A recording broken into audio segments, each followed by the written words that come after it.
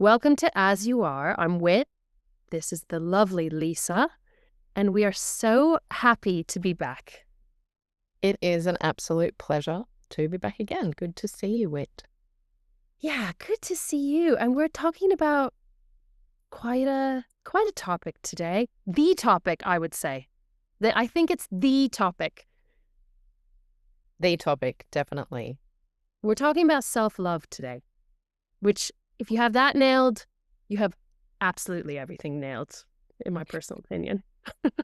Yes? Yeah, definitely. Yep.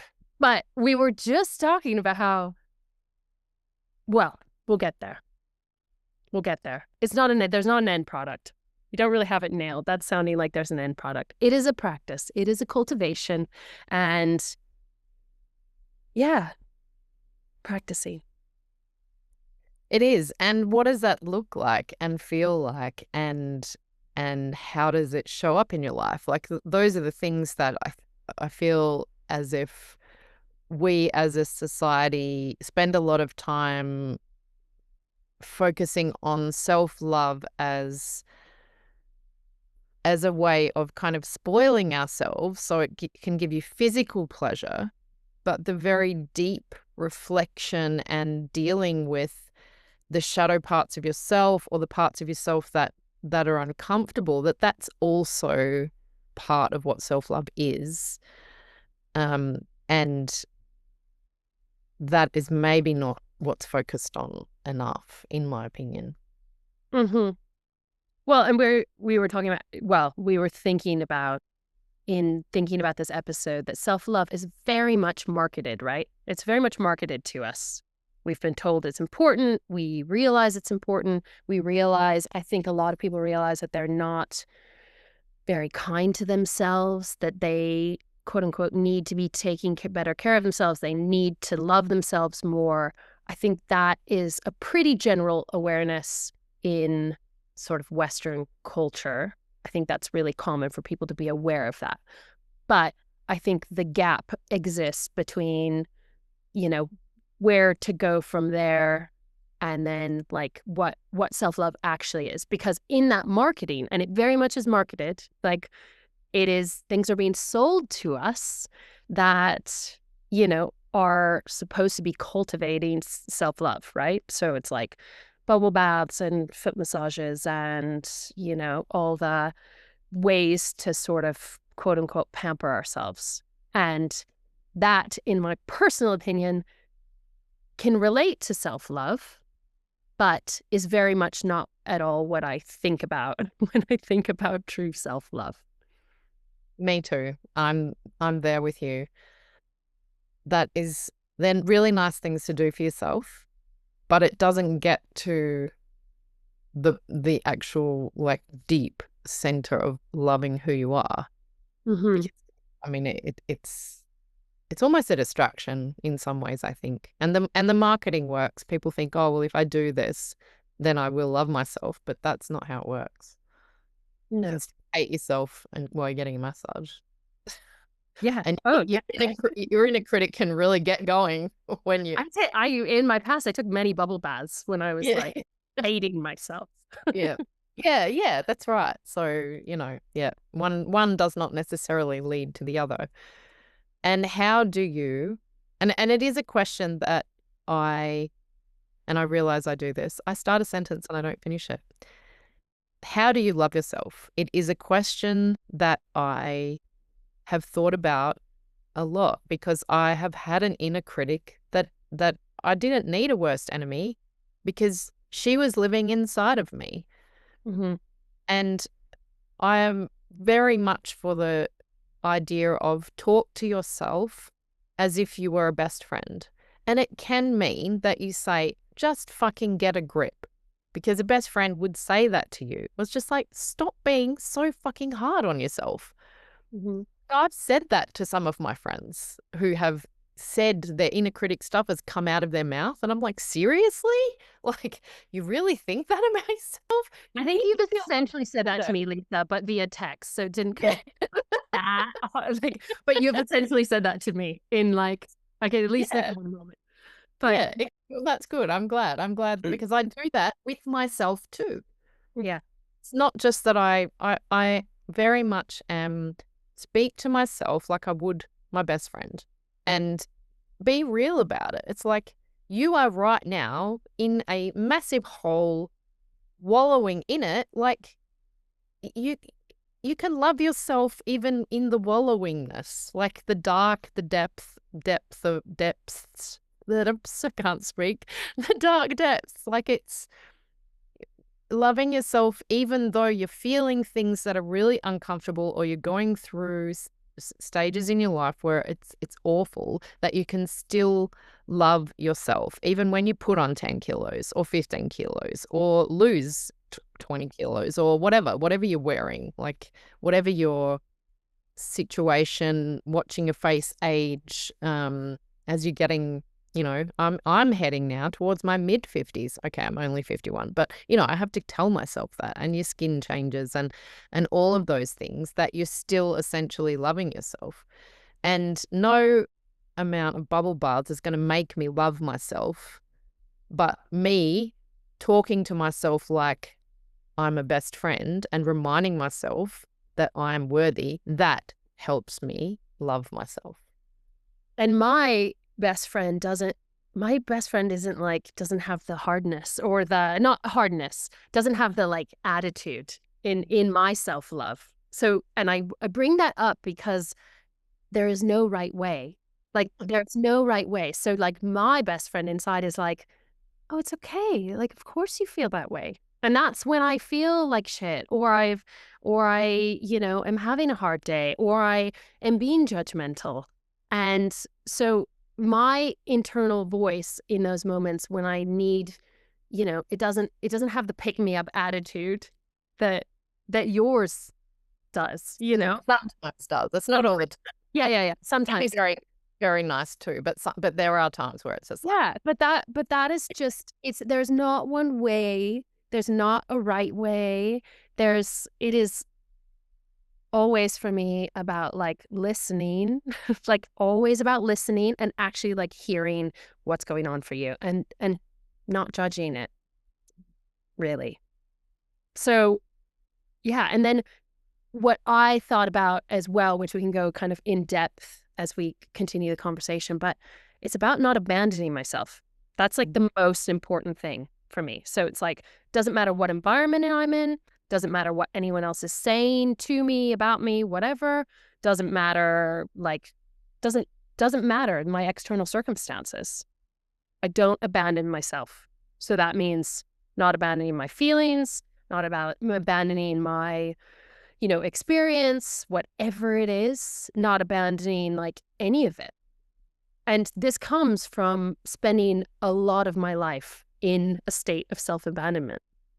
So like doing and abandoning myself in many different ways. And people can do that in many, many different ways and numb out in many different ways and not listen to themselves in many ways and discount their experience in life. So for me, that is the underlying sort of like thing is like, okay, so I'm in this situation, it's feeling difficult. Am I abandoning myself here?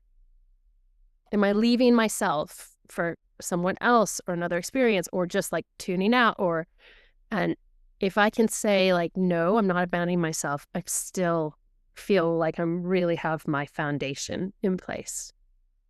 and you're asking the questions, and that's what is, I feel, is also really important, is that you're curious, that you're not just dismissing your feelings because that's what you've always done, that you're getting curious and saying, well, okay, this is happening, or I'm feeling this, or this is coming up, or my body is feeling like this, or I'm about to do this thing. And it might be, turn on a movie or like numb out, however that is, because I've been there too. And I still do that sometimes, but I'm also then aware of it, which is maybe I wasn't aware of some of the numbing out things that I did. But you're getting curious and you're asking those questions, and you are honoring yourself, I guess, in that way, that you're being curious and you're saying, well, what is it that's coming up for you? For me, for that internal, the person inside of you. And it's not even necessarily the voice, because sometimes the voice is all the shit that we've had piled on us. It's all our upbringing, and it's all of our,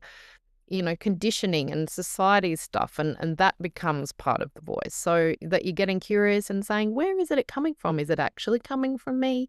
Or is it coming from all of this other stuff? And asking those questions, you may not get an answer, but I feel like asking the questions is really part of that important connection with yourself, that you can learn to love yourself through those questions, because you realize that you are worthy of love. Mm-hmm. And I think in the self-love sort of journey, because one of what we talked about before this, and I think the again, like foundational sort of like pillars, if you will, of self-love that you and I both agree with is that it is a practice. It is a lifelong practice. And for me, it's something where now, because I've practiced it and because I'm committed to it, it is a checking in with myself every single day. So it's not that in every, environment that I'm completely with myself and I'm not like, feeling like I'm being pulled this direction or that direction or reacting to this. And I'm not always like, in myself and aware and curious internally. But at least if I come back to myself every single day, and I'm not talking like for long periods of time, even some days I get to come back to myself for long periods of time. And what that can look like, it can look in many different ways. But at least if I come back to myself for like 10 minutes and I am alone with myself and I am journaling, doing breath work, these are things for me. It can be different for everyone. Meditating, like going for a walk, like, I'm with myself, I'm with my feelings, I'm with like, if I do that every single day and check in for a small period of time at least, it helps me so much. And that's part of the like practice of it. And I really believe too, like when you kind of can distance yourself a little bit, it's like this listening and response thing. So it's like if I tune in and listen to myself every single day, then my system's like, I'm going to be listened. I know I'm going to be listened to. I know I have the space to be listened to. I know that wit's going to respond to what I need. Like I think about it this way of like there's my body and the things that are going on and the things that feel like they're on autopilot a lot of the time. And some of them are. And then there's like my reaction to those things, right? And so like I can have this like listening and response. And if my system knows that I'm going to be checking in and responding, like listening and responding to like what my system and body needs and what the emotions that are coming up. And sometimes that response is just to like honor the things, not to do anything about it even, but that's a response to just like be with it. If I do that, then I'm like, like everything's okay. But I have to, like my body needs to know that that space exists and is going to be honored. And that's interesting, because I bet at the beginning that wasn't a natural thing. It was like you've gotten to that point, and I think people find it difficult to start because they think it's just going to happen naturally, and it doesn't. You actually, in the beginning, need to schedule it in and be really conscious of it. And then be kind to yourself when it hasn't happened for a couple of days, but that you set the intention that, okay, every day for the next month, is it needs to be also the intention set that it's long enough that you then form a habit, because once you start doing it, then it's becomes easier. And I agree with you. There are many different ways of being able to check in with yourself, and it does cultivate this feeling of, I'm doing this for me and I'm loving myself more because of that. It's a warm feeling, like, and it really has changed how I speak to myself. So, and like you, it's journaling, it's mindfulness practices, and that can be a whole range of things for me, including going for a walk in nature. It's putting my phone down and being intentional about, even just picking up a book sometimes can help. that you're setting aside some time where you can be with yourself and checking, like you said, with whether it's a gratitude practice or whether it's, wow, my knee is hurting. Like, why is my knee hurting? And that you dig a little bit deeper and it's like, well, what's happening in my body and how have I been feeling? And has it been hard for me to step forward into this new whatever, insert the new thing? Because that can happen to me too. All of a sudden bits of my body are like, and and it's actually the connection with my body. It's an emotional thing that can come up, turning it into pain. And doing all of those things has really meant that I like myself a lot more. Not just love, but I do like myself. I like being with myself, and I don't always I haven't always loved parts of myself. And there are still things that I'm working on because it is a practice. There are things that are big issues where I'm like, well, I made that decision and the consequences have been this, this, this, and this. And that's been, even though it was some of them were a long time ago, the decisions, that it's still, yeah, that sometimes it can be hard. And that you're practicing, well, being kind to yourself as well. Mhm. Telling And yourself. in that being kind to yourself, like, I think what I was getting at too, and what you're getting at is like being present with yourself Mm. for a Yeah. little bit each day. And I remember when my first son was born,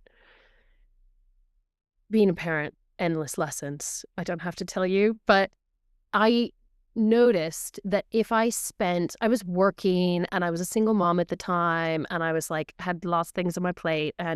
But if I spent 10 present moments with him, 10, 15, sometimes it was 20, sometimes it was longer, right?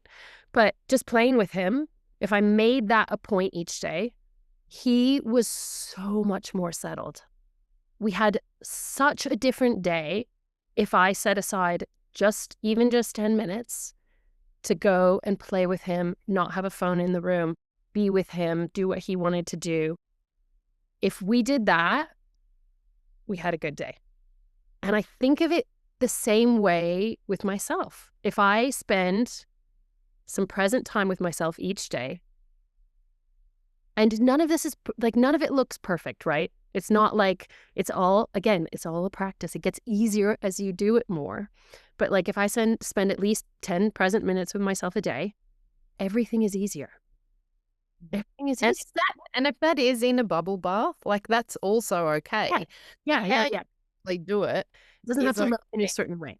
That's right. And or it can just be walking, or it could be cooking, or something that I used to do when I was like knee deep in children was that I would wash the dishes, and just the process of washing the dishes, being really in, like, just focusing on, and sometimes I would be processing like what's gone through the day, but even just focusing on the dishwater and the dish in my hand and just like grounding and being present was this weird thing that I did after I'd worked. But yeah, I realized I did it a lot, and it was kind of a grounding thing for me. Mindful. Yeah, totally. Mindfulness, and the kids knew that like mum was washing the dishes, but I would just get home and it'd be the first thing I'd do. It's like grounding in my home after a busy day at Mhm. work and picking up kids and driving through traffic, um and so it can look like that. It doesn't have to be everybody out of the house and me being alone, and it's I still, mean, that's really nice too.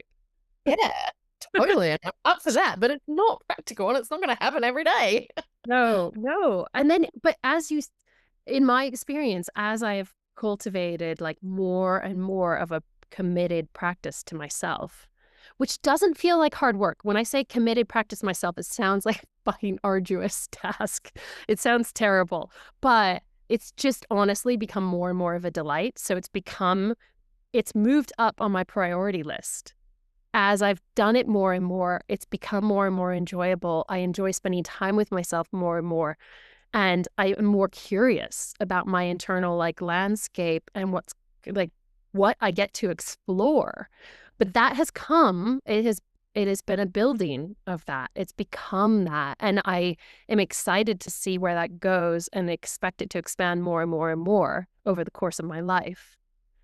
But then as you start to do that and commit to yourself more and more, it bleeds out into the other areas of your life, right? So like then as you're in when you're in a public environment and something happens, or you're sort of like trying to smile and talk to the people or whatever you're doing, or you're in the grocery store and you're just like trying to get through and do your shopping, something internally now could happen inside of me, or I can have an emotional reaction or physical reaction, as you were saying.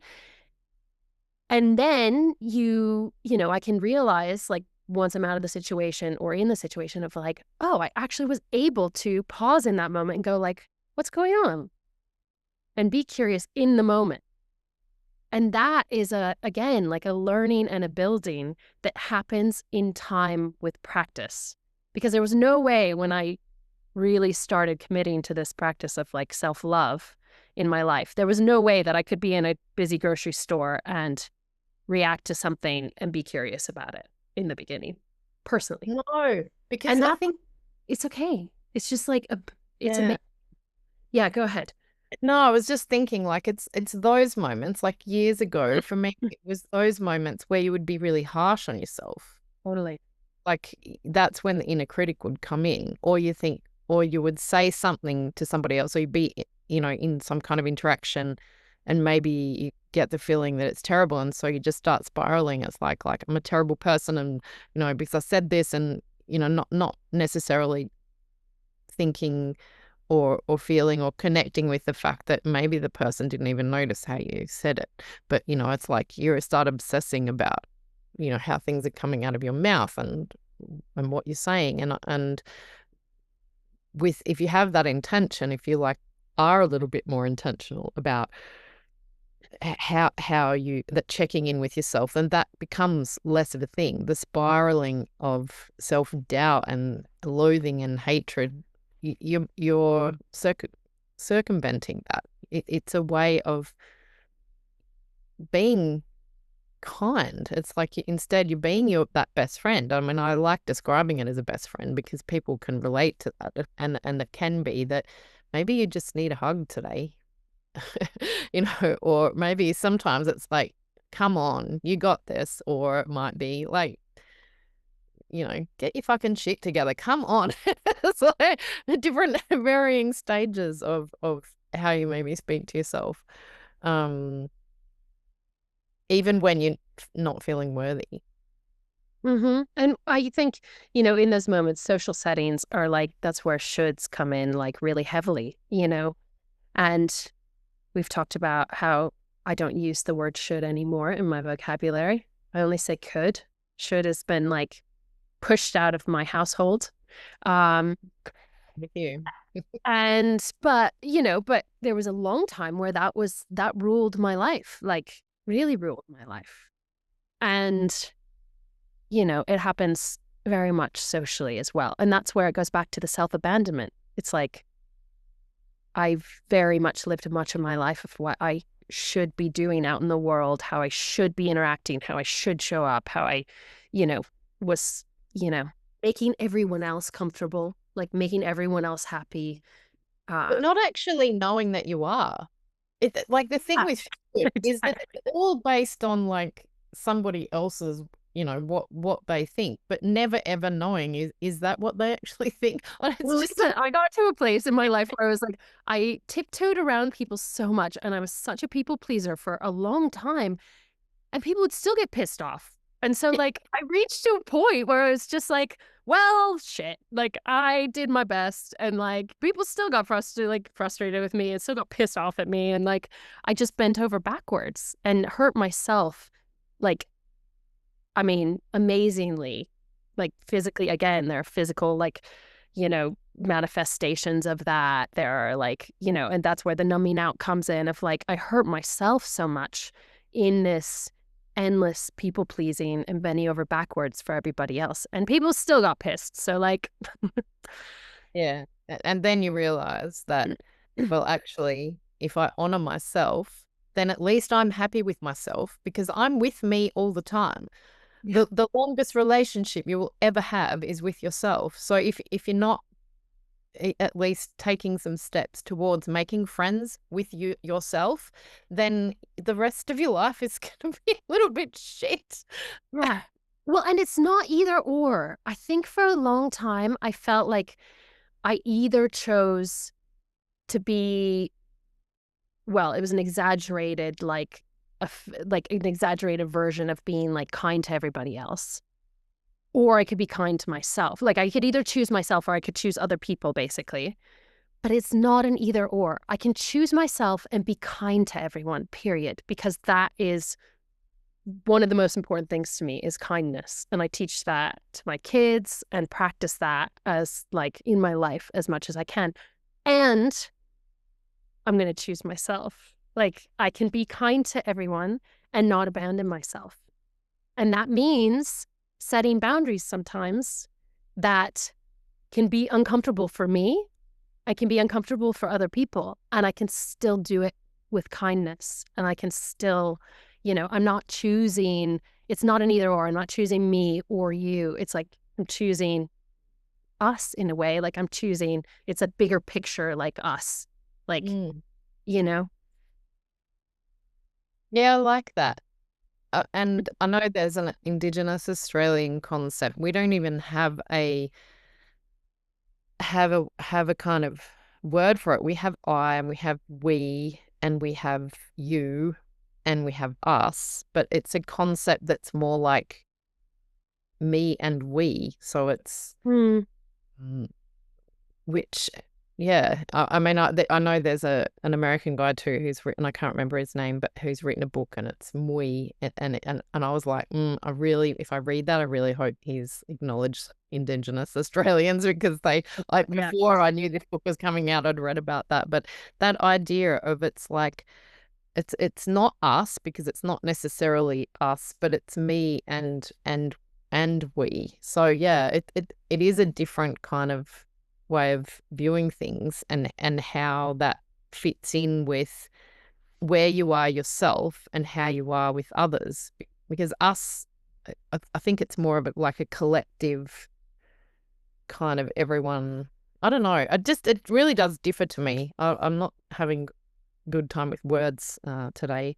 Uh, Oh, but I think that's such a beautiful yeah. concept. I think Mm. it's so, and it's just not something that we're taught growing up. Like, it's so, we are taught in Western culture, like, it's such a like competition based thing. It's like, it's me or you, and we're essentially at the end of the day against each other because I have to fend for myself sort of idea and fend for my family and my people, and it's just like not getting us anywhere in humanity. And so, it's also, I think in my life I'm at this real point which is really exciting and really beautiful where like I want to lead by example in a way, and I can be in practice and not be perfect in that. But I want to lead in a way that's like part of it, part of that leadership is admitting I'm not perfect, but part of that leadership also is like me just being like, okay, I don't leave myself. This is my experience. I get to stand by myself and do it with kindness. Like Yeah, and it's that's what I interesting. practice in my existence, in my family, as a mother, as a friend. And again, it's like, I kind of hate the word boundaries because it does feel like this like line. Again, it feels like me and you, like you're over here and I'm setting a boundary between us. And it's kind of this like, it feels very masculine to me. Doesn't totally feel right to me. No, but I mean, it's navigating. I mean, maybe another way of saying it is that you're honoring your ability to say no that comes from a deep place within you, honoring yourself and being kind to yourself, that is important. And so if that does mean saying no to some things that once upon a time you thought you should do, that then maybe you've moved on from that, getting rid of that should and honor putting yourself honoring your energy and your time and your ability and your, all of the things that make up how you are and how you move through the world, that you're honoring yourself more. You're going back to kindness and that it's okay to say no. And I think as women, we're also taught that we should say yes to a whole lot of things, and we're often saying no to ourselves. It, Mhm. I mean, certainly when I grew up, it was like, oh, yes, hug that random relative that you don't remember, but they remember you, even though you feel really uncomfortable and, they've got a prickly chin or whatever. Yeah, it's just, there's a lot, I mean, I didn't want my kids to feel like that. And I've certainly had one child who's now an adult, who does not like hugging at all and doesn't like physical contact. So that was a real lesson for me in that, no, I really want to honor who they are and their, I mean, for want of a better word, boundaries of incredibly uncomfortable about, any kind of physical contact. Yeah, And seeing absolutely. that from a young age, it's really important. And that's part of it, I think. If we're constantly told that, no, this is what you should be doing, you should be hugging that person as a little kid, or no, your voice doesn't matter, or, um, if that makes, I mean, I don't think anyone ever asked me, does that make you feel uncomfortable or Oh whatever? god, no. Yeah. No. But Anything. this is where I think, like like, I don't love the word boundaries, but I realize how important that word is. It's so important for women and in our culture. And I don't love the word, like, making it this yes, no thing, but it's so important that women are like, exercising the word no. For me, it comes down to honoring our needs and wants and, needs and desires, basically. So I wasn't raised, ever asked. Like, I wasn't asked what I wanted or needed most of the time. It's just like we were told what to do and we did it. And that was very much like, I don't blame my parents for that even. It was very much like the time and the parenting, that's like how you did it. So at this point, even I think it makes it easier for me to sort of like set boundaries, say no when I'm just like, I'm just honoring what I want to do. I'm just honoring my need for rest. I'm just on, and I practice this socially, like maybe maybe to the extreme. I'm like, just like, no, I just don't want to hang out with anyone. It's not personal. Like, this is what I want to do. It's not about, maybe I'm not focusing on what I don't want to do. I'm focusing on what I want to do. So I want to rest. I want to spend the day alone. I want to stay home, whatever. I can I can honor that and I can communicate that. And it's not about me needing to be like, no, it's more about me being like, this is what I'm saying yes to. Yeah, and it's interesting that because I've thought a lot about that, about what we say yes and no to, and I mean it's interesting because I had a whole kind of thing that I was going to do when I had a 50th birthday party, and that I was going to say, well, I've really learned how to say no, and I mean the things I want to say no to are misogyny, racism, inequality, all of those things that we need to say no to. That's important because they have such a huge impact on so many people, but we're saying yes to what lights us up and to kindness and to being heart-centered, and we're saying yes to making sure that, we are safe and equality, yeah, and all of the good things that mean that we're living from a place where our heart is open and full and giving of love, but not giving of everything of ourselves that we have nothing left. Well, and also if you're talking about like energy, it's like energy follows attention. So this is another reason to like in my like practice, again, practice of, turning toward what I want. I want equality. So I'm not putting all my attention on the inequality and the negative and the news often of like focusing on what is wrong and bad and not working. I am focusing my attention on like what is working, back to self-love, like what I need, how I treat people, how I want to treat people, how I, act in my life. I act with kindness and love toward like everyone I interact with to the best of my ability in that moment. It's like I'm continually turning toward the like things I'm saying yes to. So I'm saying yes to this. I'm saying yes to like listening to myself, spending present time with myself. And I'm doing that more and more over time as I practice it more and more. That's beautiful. Yeah, I mean, I do not follow a religion. But that is like, if I could say I have like a religion, like that's one of these practices of self-love and turning toward the things that light me up, especially these days.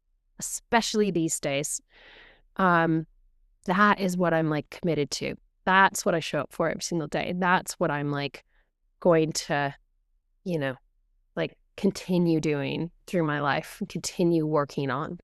Um, and I think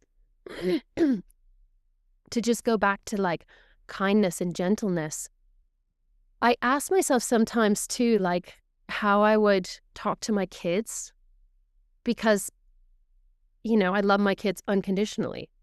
So I have all the space in the world, not always in the moment, not always all the patience, but ultimately I have all the space in the world for them to screw up or, make mistakes, like have big feelings, like whatever they do, whatever they did today, however they showed up, I love them unconditionally. So at the end of it, when I can like have some perspective sometimes it needs to be the next morning or something, I always endlessly come back to them and go like, it's okay. It's okay. It's like, it's life. Like you're practicing. You're practicing. I say this to my kids all the time. You're practicing. We're all just practicing. And then I often like, it's about like just also taking responsibility for however I showed up in those moments. So when I am having a day where I'm noticing I'm not being like very gentle with myself or very kind, I can go back to like, okay, how would I talk to my kids in this moment? I'd be like, it's okay. No matter what you're doing, it's okay. I love you just as much, no matter how you're showing up. Really doesn't matter how you're showing up. And that's where we've talked about like also letters from unconditional love. And uh, I love doing that as a practice as well in those moments when I'm like noticing that I'm being especially hard on myself. Yeah. It's important to kind of connect in that way, in different ways, that it's not just one thing, that it's many different things that you are connecting with yourself and regularly and leading with your heart. Yeah. And then just, again, it's just like amazing how it kind of like becomes its own. As you do it more and more, it does become its own thing. It bleeds out and it's like this amazing thing to watch and be like, wow, I showed up in such a different way than I would have shown up to myself, with myself 20 years ago.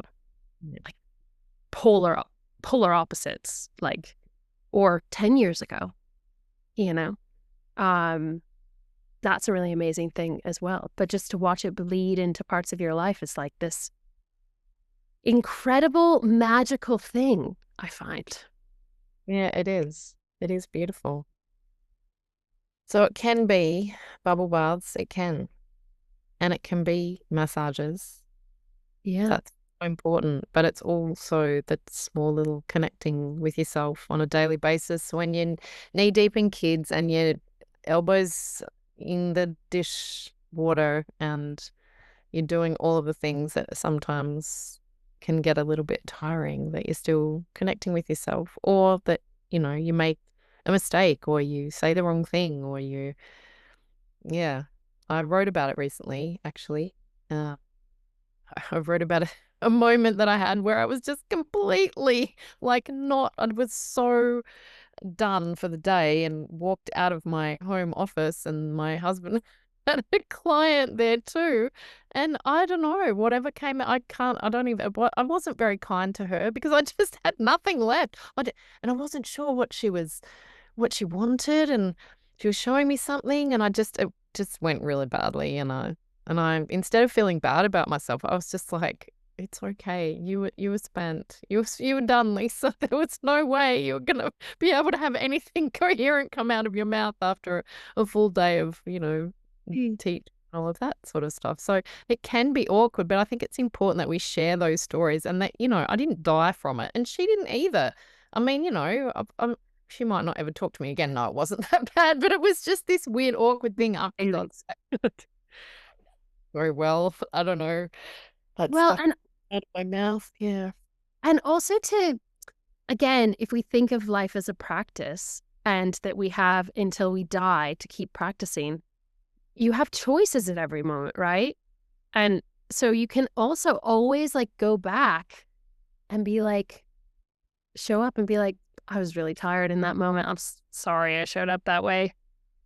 And I know, But but then like leave it, like not yeah, obsess over it, not just be like, or not. Like maybe you don't need to go back. I'm not saying you personally, but like no, in a situation, like maybe someone doesn't, you can look at the situation and just go like, yep, didn't show up how I wanted to show up. And maybe that's enough to just be like, how does that feel? Does that feel good to me and complete? Maybe it does. And maybe you're like, still thinking about it. Still. So maybe you go back and you say like, sorry, I showed up that way. Not yeah. not needing to fix it, just needing to be like, "Didn't mean to show up that way."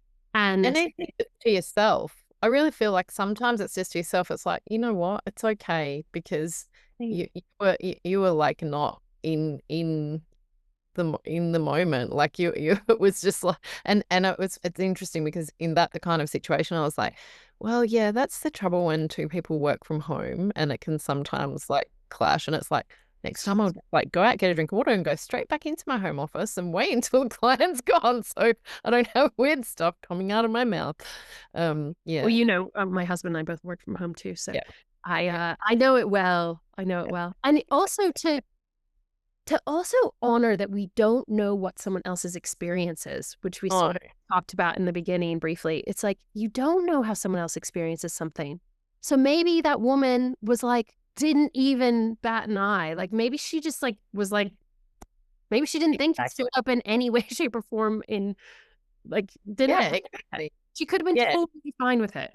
Yeah. To But just because it wasn't normally how I show up, yeah. But she doesn't know There that. was a bit of that. No, she doesn't know that either. I don't know her very well. So, yeah. No, it was just an interesting thing because it doesn't happen very often anymore, actually, Yeah. um, which is really nice, because I have time to kind of land and ground, but sometimes you don't. And it was interesting just being in that moment and then being kind to myself and really thankful that I have gone through the practice of learning to love myself.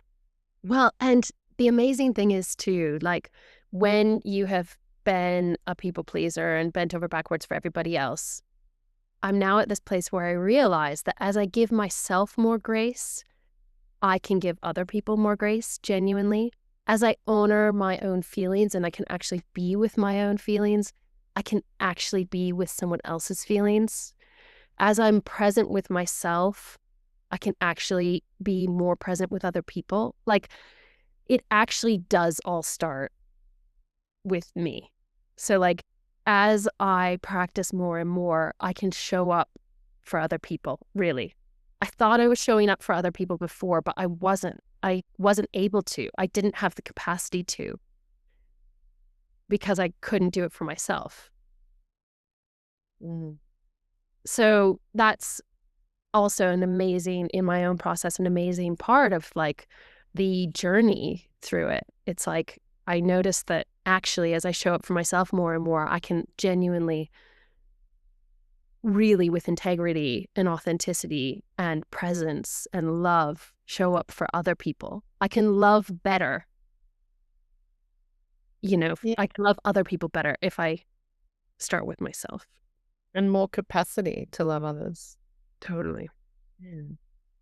So, something that we invite you to reflect on is, what's one way I can show myself love this week? And we would love to hear from you, dear listener.